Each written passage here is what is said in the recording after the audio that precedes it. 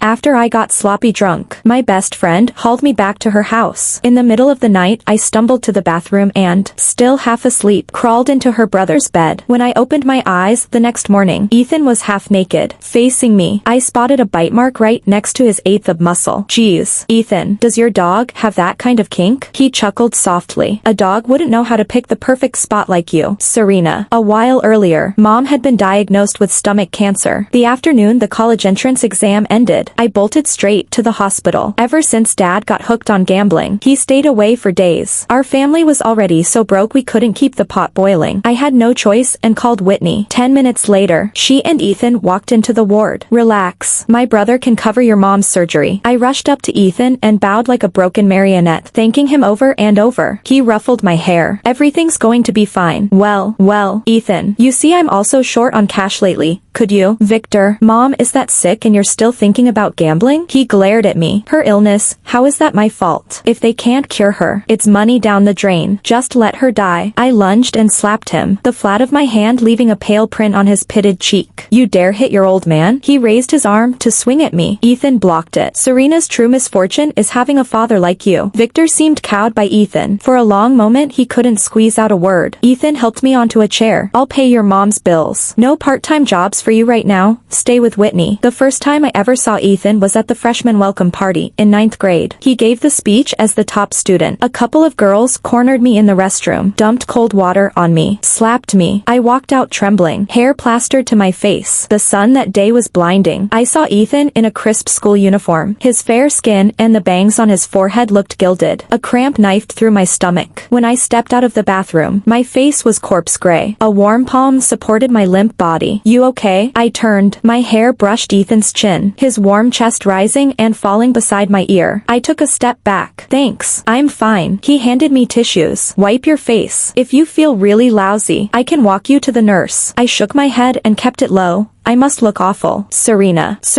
what are you daydreaming about? Whitney yanked clothes from the closet. Anything else you need to pack? Big bro, waiting outside. That's everything. Thanks. Whit. Ethan leaned against the car, watching us. He walked over and took my suitcase. Our fingers touched for maybe 1/100th of a second before I jerked away. He opened the passenger door for me, feeling sick. Your face is flushed. He cracked the window a bit. I'm okay. Your mom will pull through. I'll make time to go with you to the hospital. I stared at Ethan's profile. He always stayed unruffled no matter what happened. There's orange drops in the glove box. Your favorite. Oh, why haven't I ever seen those in your car before? Whitney teased. I unwrapped one and popped it into her mouth. So sweet. I peeled another and held it to Ethan's lips. Do you want? He opened up, took the candy. His lips brushed my fingertip. The warmth startled me. I yanked my hand back and stared out the window. It took a long time for that sudden heat to blow away. Ever since we were kids, Whitney had clung to her brother. By high school she was already living off campus with him. Back at the condo, Ethan wheeled my suitcase into the guest room next to his. Whitney tosses and turns all night. If you room with her, you won't sleep. The whole room was painted the sky blue I love. A plush bear sat on the bed. A bouquet of blue roses rested on the nightstand. Whit said you sleep light, so I stuffed the pillow with buckwheat and calming herbs. Anything else you need? No one had ever asked me that in my entire life. I wiped my eyes and looked up. Ethan's face looked strained. He stepped closer. Crying again? You're too good to me, way too good. When Whitney came back with groceries, she saw Ethan bent over, dabbing my tears. While I was unpacking, she dragged him into the living room. Bro, I've never seen you like this with a girl. Don't tell me you. And if I do? Ethan answered fast, perfectly calm. Don't tell Serena yet. Hush fee. He produced a black card. She won't touch my money. So from now on, handle this stuff for me. On the ride home from the hospital, I was too awkward to speak. If you're sleepy, close your eyes. Didn't he want to talk? I nodded and shut my eyes. Ethan never woke me. When I opened them, he was carrying me into the elevator. Put me down. He looked at me. Hold on tighter. An old lady was inside. She beamed at us. Little Ethan, is this your wife? Haven't seen her before. I shook my head. No, Ethan cut in. You're looking healthy lately. Lee. I keyed in the code. Inside. Ethan set me down and exchanged my sneakers for slippers. A strand of my hair snagged on his shirt button. I leaned in to free it and felt Ethan tense instantly. What's wrong? He asked. Throat tight. I gently untangled the hair. Face burning. Then bolted for the shower. I couldn't keep this up. the closer I got to Ethan, the harder it became to hide my feelings. The week before college started, I stayed at the hospital every day. Ethan came several times. I always had Mom make excuses. After Mom fell asleep, I called Whitney to bring me clean clothes. "Where's Serena?" Ethan asked from beside her. "Go pack her stuff. I'll deliver it." I was on the curb kicking pebbles when someone yanked me behind the hedges. Victor had a cigarette clamped in his teeth. "Give me 10 grand. His hand closed around my neck. "Hurry up, or I'm dead." I clawed at his arm. "Choke me to death and you'll never see a cent." He let go at once, flashing an ugly grin. "Serena, baby, Daddy's desperate. Ask that Ethan kid. He's sweet on you." I coughed. If I'd had a knife, I would have stabbed him right then. I clenched my fists. A jacket dropped over my shoulders. Ethan stood beside me, wrapped my fist in his hand, and stepped between Victor and me. "My people won't bother you, for now. But if you come near Serena again, I can't promise which part of you those knives will find." Victor scurried off like a rat. I sagged against Ethan. "Did he hit you?" My tears soaked his shirt. "I'm sorry." He stroked my back gently. "You did nothing wrong." Back in the ward, the night nurse dabbed antiseptic on the bruises on my neck. "Must hurt," Ethan murmured. Brows knitted. For the first time, I saw him rattled. I smoothed the crease between his brows with my fingers. A face this handsome was made for smiling. He caught my hand. "Serena, you can lean on me." After Mom was discharged, she insisted on going home. "You're off to college. You don't need me every minute." Victor hadn't shown his face since that day. My life finally slipped onto the right track. Everything looked brighter. "Serena, rumor says tonight's welcome party is epic, and Southbrook's campus heartthrob is singing." Ethan had skipped grades in high school, finished grad school abroad. His parents wanted him to take over the company. At 22, he was already a rising power in the business world. He video called me just as the heartthrob, a senior named Luke, started his song. "Holy crap, Serena, this dude is hotter than my brother," Whitney squealed. Ethan stared at the screen. "Who? That hot?" I laughed. "Nah. Just a random guy, SOSO in my book." Ethan studied me for a second, lips curving. "I'll pick you up later. Now, I'd like a volunteer to come up for a quick game," Luke announced. Girls shrieked and jumped, arms shooting sky high. Me, pick me." Whitney practically levitated. Ethan's video feed was still live. The senior pointed at me. "How about this girl?" Before I could answer, Luke looped an arm around my waist and lifted me on stage. My phone clattered to the floor. Luke leaned in. "Say I love you to each other. Stare 10 seconds, whoever blinks first loses. Loser grants the winner one wish." I rolled my eyes. I never agreed to play. "Come on, help me out. There's a girl who won't leave me alone." "I love you," Luke declared, locking eyes with me. "Serena," Ethan's voice crackled from the phone, low and icy. "I lose," I said, scooped up the phone, grabbed Whitney, and bolted. Ethan ended the call. Outside the gate he stood in a pitch-black suit, strode straight to me, laced our fingers, and tugged me into the car. Before Whitney could jump in, Ethan floored it and sped off. "Forget your own sister for a pretty face." "Ethan, just you wait." I was still trying to figure out how to explain when it hit me. Why did I owe anyone an explanation? He ignored me, so I ignored him right back. I love you." Ethan cut the engine. My heart skipped half a beat. I'd never imagined that Ethan, golden boy, untouchable prince, could love someone as flawed as me. He cupped the back of my neck, thumb stroking softly. "Serena, I love you. I have for the longest time, but I need to know you're not with me just because I paid tuition or worried about you like some uncle." For years of secret longing, and I was still plain, ordinary Serena. Looking into his eyes now, I couldn't lie. I tipped my head and kissed him. "I love you too. I always have." He brushed my bangs behind my ear, kissing my cheek, then back to my lips. My first kiss, clumsy, eager, and he smiled against my mouth. After a moment he pinched my cheek. "Okay, no more. I won't be able to stop." Back home, Whitney stared at us. "You two ditched a young, gorgeous, charming girl on the sidewalk for your own happiness?" I apologized for ages. She stayed mad.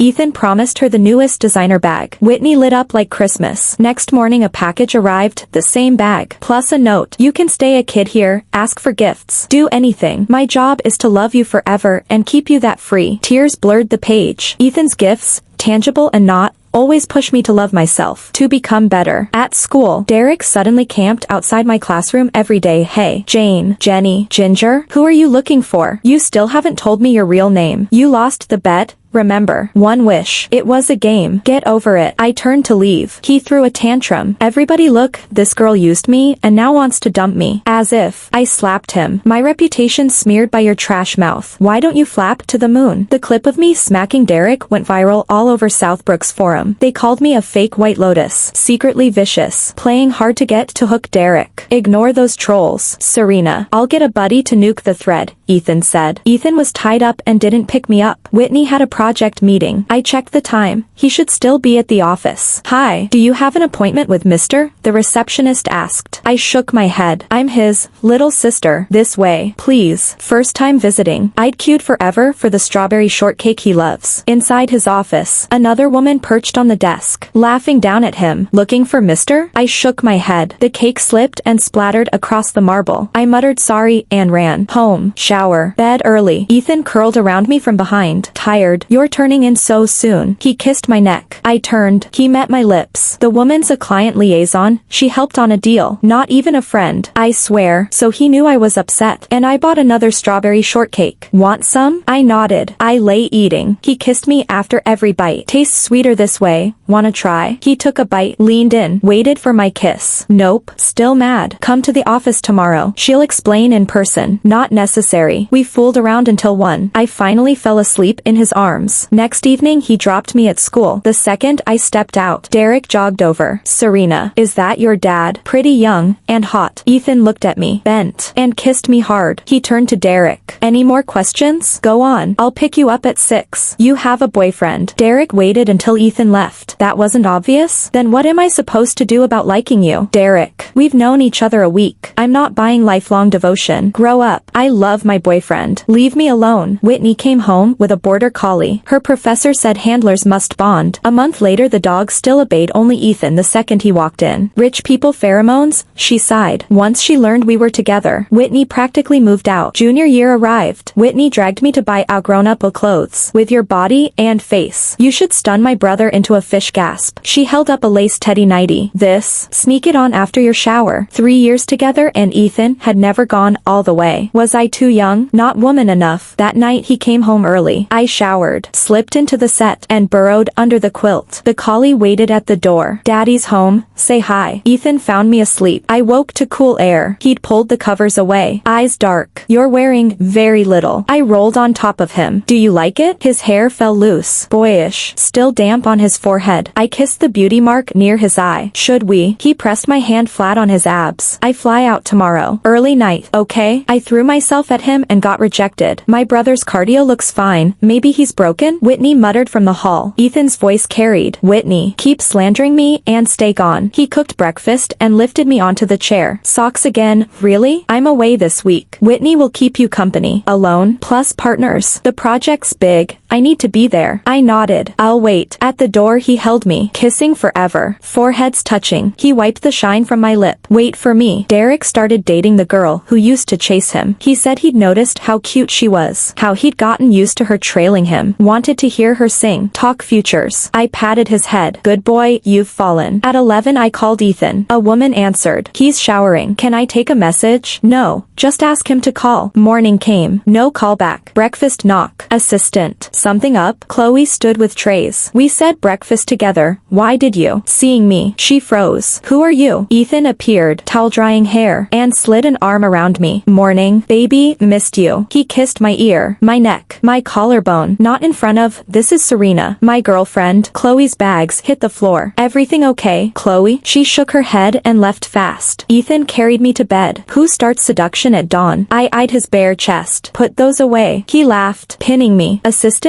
picked you up last minute. I couldn't ditch the meetings. You're on break. Stay with me. He nuzzled my neck. Baby, you smell so good. Tomorrow's gala? Be my date? I'll think about it. He took me shopping. Every clerk gushed about the perfect couple. Ethan bought everything I touched. Stop wasting money. I cupped his face. Fine. The extras he gave to the staff in my name. They called me gorgeous and kind. Said Ethan was lucky. He hugged me. I am. Ethan. Zipper please. The gown, midnight blue. Strapless. Wisp sleeves. Star sequins on the bodice. Mermaid tail dusted with feathers. His fingers skimmed my spine. Zip done. He kissed me from behind. Heat flared. His hands brushed my waist. I pushed him off. Showtime. On his arm I walked into the ballroom. Chloe approached. Ethan, some investors want to meet you. Come with me. I let go of his arm. Go on. I'm going to look around. The moment I stepped out of the restroom, Chloe blocked the doorway. Do you even know Ethan? I looked at her. What's it to you? Ethan had a crush back in high school. Don't tell me you didn't know. She flies home next week. So enjoy getting dumped. She shot me a glare, clicked off on her stilettos, and left. I walked up to the second-floor balcony. Perfect sightlines. Everyone could see everyone. A restless heat flared in my chest. Ethan came up just as I drained my glass. I backed him against the rail. Kiss me. His arm slid around my waist. From here we had a clear shot of Chloe. I stared her down. I can kiss Ethan. Can you? Chloe's wine glass shattered at her feet. His suit trousers brushed my skirt. He pulled the hairpin free. My dark waves tumbled loose. One hand anchored at my waist, the other cupping my neck. Baby, move. I bit his lip, hard enough to draw blood. Ethan hissed, then smiled. Someone's mad. Did I upset you? With your long list of old flames, white moons, blue moons, every shade in the sky. He leaned in again. I gave him a soft slap. What are we, exactly? I pushed off him, giving only my back. Next morning, half the conference room buzzed about the cut on his lip. Ethan caught my eye, got nibbled by a cute puppy. Back home, was watching Empresses on the couch. Who's your brother's white moon girl? You seriously don't know? Whitney. The second the last bell rang senior year, she'd hunt him down. People swore they left campus together. Whole school thought they were dating. Whitney. The name rang a faint bell. Bro, Whitney's welcome back dinner tomorrow. You coming? He gave a short hum and ended the call. But nothing actually happened. Added. In high school he only had eyes for you. Me? Yup. Every time you got your period. The pads and heat patches in your desk. The brown sugar tea in your cup. He made me put them there. And remember when you couldn't pay for your school uniform? They were doing locker checks and he snuck you the bigger size first. He spent the whole afternoon getting lectured by the headmaster at the gate. Plus, that blonde jerk who catcalled you after class. Ethan nearly beat him to death. Looks like you're the real white moon. Huh, grinned. The next day Ethan told me to come with him. Girl, you have no idea. After you left, Ethan didn't have one happy day. Whole senior class kept wishing you'd come back. Golden boy and girl. Match made in heaven, everyone shipped you too. Whitney swirled her red wine, smiling for the crowd while her stomach twisted. Ethan laced his fingers through mine as we walked in. Sorry we're late. The moment I saw her, every hellish locker slam, every hallway whisper slammed back into me like a body check. Whitney's smile froze. She stared at our joined hands, then at my face. Jiaji, who's this? Serena, my girlfriend. Ethan turned to her. Xia, I believe you know my girl. He lifted a fresh glass of red, led me over, and poured it over Whitney's head. The room went pin drop quiet. I tried to pull free. Ethan locked my hand tighter. You've lost it. Ethan, lost it. I lost it the day you started bullying Serena in sophomore year. You know how many nights I've pictured it. Dragging you into a bathroom stall, soaking your school uniform in ice water and gasoline.